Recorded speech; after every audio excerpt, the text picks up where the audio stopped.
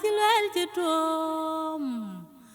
kumalaika ya kiroliria kam war chilwel chirotiang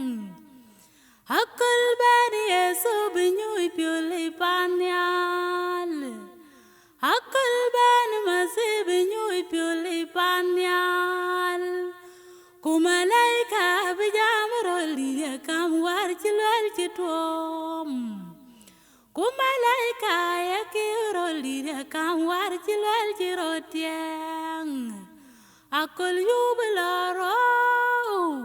akul yubilari panyal akul kod kange akul kod mwangi panyal akul ngany baptok panyal kabagyal tinguloy rode akul ngany baptok panyal kabagyal tinguloy rode akul bi Yesu akul bani nyalinda yaran pat kurara ikabitek to akul bi Yesu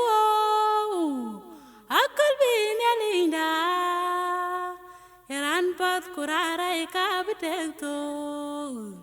mindira beru ben bipinmer kuwei dang Yesu kau ben bipinmer kain man Yesu kain man nyali lai ben ku binur loro kilai ben ku bin Yesu la lore lai ben ku binur loro kilai ben ku bin Yesu la lore uka kabro loy bende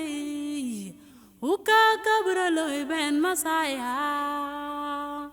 uka kabro loy bende uka kabro loy ben Masaya Yesulel blewe Yesulel blewe kubag bawe jonimbe katia kai kakeg Yesulel blewe Yesulel blewe kubag bawe jonimbe katia kai kakeg bagbe we koi we chi jong rai ku bagbe kachaman ye chud ban la panyal yaran ken ponun ye solating en la panyal kachaman ye chud ban la panyal yaran ken ponun ye solating en la panyal chi asugar blewe Yesugar blewek kuyendel ken kayen pir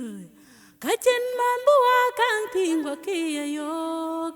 kachin man bakang noy toy nom panyala kiya kang ting